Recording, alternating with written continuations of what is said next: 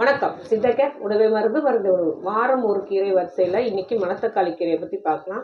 பொதுவாக மணத்தக்காளி கீரை உடம்பு குளிர்ச்சி தரும், வயிற்றுப்புண்கள் எல்லாம் ஆற்றும் அப்படின்னு தெரியும். உண்மை. உடம்புக்கு ரொம்ப நல்ல கீரையில் ஒரு கீரை அப்படின்னு சொன்னால் மணத்தக்காளி கீரை. இந்த மணத்தக்காளி கீரையை புழுங்கல் அரிசி கலைந்த தண்ணியில் சேர்ந்து சமைக்கும் போது இன்னும் உடம்பு நல்ல குளிர்ச்சியாக இருக்கும். சூட்டால் வர எல்லா நோய்களும் கொஞ்சம் கொஞ்சமாக விலக ஆரம்பிக்கும்.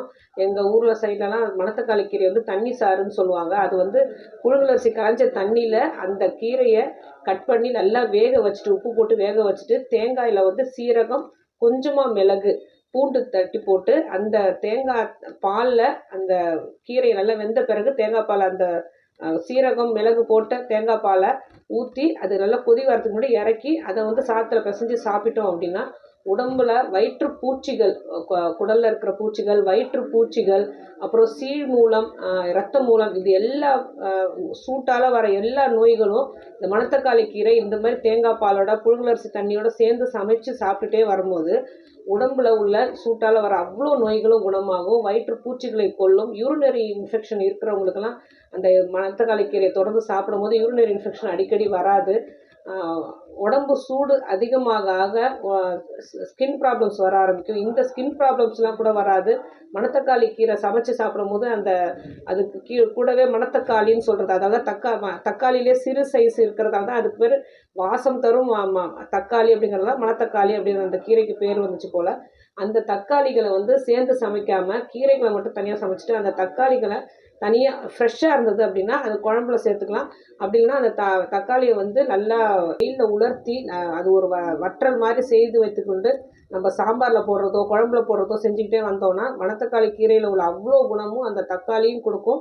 ஸோ எப்போதுமே நமக்கு கிடைக்கும். அந்த கீரை கிடைக்காத போது கூட மணத்தக்காளி அந்த விதைகள் இருக்கிற அந்த தக்காளி பழங்களை நம்ம சமைச்சு சாப்பிடும்போது இதுவும் உடல் சூட்டை ஃபுல்லாக குறைச்சி வயிற்றில் உள்ள பூச்சிகளெல்லாம் குறைக்கும். இதை எண்ணி சாப்பிடும்போது கண்டிப்பாக நான்வெஜ் எடுத்துக்கும் போது கண்டிப்பாக இந்த மணத்தக்காளி கீரையை சேர்க்கவே கூடாது.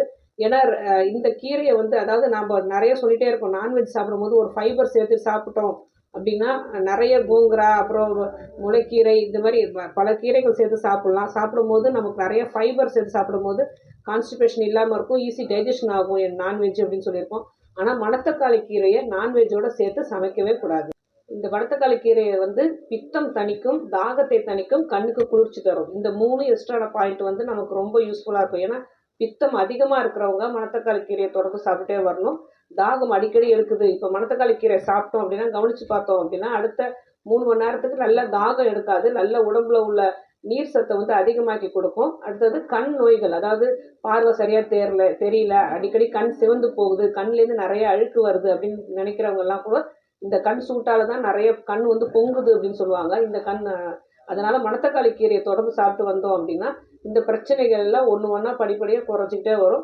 மணத்தக்காளி கீரையும் சரி, அதோட கூட வர தக்காளிங்கிற ஒரு பழ வகையும் சரி, ரெண்டுத்தையுமே நம்ம தனித்தனியாக சமைச்சு சாப்பிட்ற பழக்கம் நமக்கு வந்துகிட்டே இருக்கணும். அதுவும் இந்த புழுங்கரிசி தண்ணியோட தேங்காய் பாலோட சேர்த்து சமைச்சோம் அப்படின்னா முழு பழம் நமக்கு கிடைக்கும். குழந்தைகளுக்கு எப்படியாவது ஒரு ஏதாவது ஒரு ரூபத்தில் மணத்தக்காளி கீரையும் சமைச்சு கொடுத்துட்டே ஆகணும்.